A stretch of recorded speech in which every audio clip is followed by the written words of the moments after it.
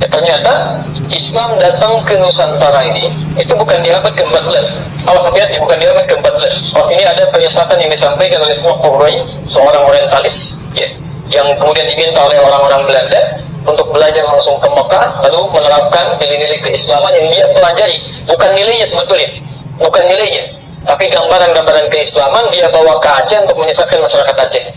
Di antara pendapat yang mengatakan bahwa Islam itu masuk ke Nusantara di abad ke-14. Profesor Ahmad Mansur Surya Negara dalam bukunya Api Sejarah ingin menepis dugaan itu, termasuk Buya Hamka yang menginisiasi Masjid Al-Azhar ini. Ya, beliau punya teori dan lebih condong kepada teori ini, bahwa Islam masuk ke Nusantara bukan di abad ke-14 tapi di abad yang ke-7, di awal-awal bahkan masa keislaman. Kalian apa buktinya? Ternyata di awal-awal abad ke-7 ini telah ditemukan makam seseorang, ya, yang berada di wilayah Baros 414 km dari kota Medan ke arah Tapanuli sana. Okay. Namanya Syekh Mekauddin. Syekh Mekauddin ini ditemukan di situ, ya, bertuliskan misalnya berbahasa Arab dan dia Muslim. Pernah dengar kalimat ini? Ya, maaf. Setelah itu datang Islam, kemudian meruntuhkan kerajaan Majapahit, maju Islam. Itu penyesatan yang luar biasa. Majapahit baru berdiri tahun 1295. Teman-teman sekalian, penting diketahui 19 tahun sebelum itu sudah tersebar kerajaan Samudra Pasai. 19 tahun setelah itu, sebelum itu 19 tahun, pelangi 19 berapa? 1276 sudah ada kerajaan Samudra Pasai dan sudah meninggal. Jadi nggak benar kalau dikatakan Majapahit duluan baru kemudian kerajaan Islam datang. Tidak, Islam sudah duluan. Abad ke-14 sudah punya kerajaan.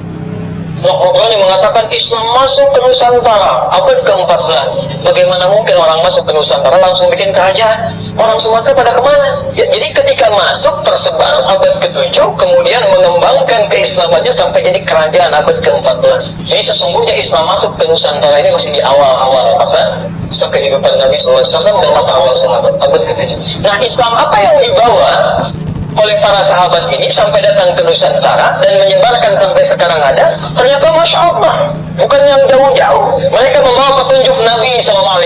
Mereka ajarkan mereka ajarkan petunjuk penjelasan hadisnya. Ketika Islam mulai menyebar, bukan cuma di Sumatera, bahkan yang ada mulai di Jawa sampai bahkan ke ujung Papua, sampai ada di wilayah disebut dengan Maluku. Maluku itu dari kata muluk asalnya, muluk dari bahasa Arab. Ya, Malik namanya muluk, raja-raja. Karena di sana banyak kerajaan-kerajaan Islam pada waktu itu. Ada Ternate, Tidore, Bacan, macam-macam. Jadi Muslim. Di Maluku itu Muslim semuanya dulu. Diutus dengan ke Nusantara. 9 orang, 9 dalam bahasa Jawa disebut dengan Sawa. Yang dekat dengan Allah Subhanahu Wa Taala, rajin ibadah, baik. Ya, para ulama ini. Ya, disebut dengan wali. Al-Awliya At-Tis'ah, wali Songo. Itu asalnya ulama-ulama hebat. Ada sejarahnya. Saya tidak sembarangan menyampaikan ini ya. Saya sampai ke Aceh tuh mengejar ahli nasab. Saya ke Aceh diskusi dengan ahli nasab, belajar dari beliau. Yang paling menarik teman-teman sekalian, mereka ketika datang membawa manhaj luar biasa. Dibawa diutus dengan 2 bendera. Satu bendera hitam yang melambangkan pada kiswah Ka'bah.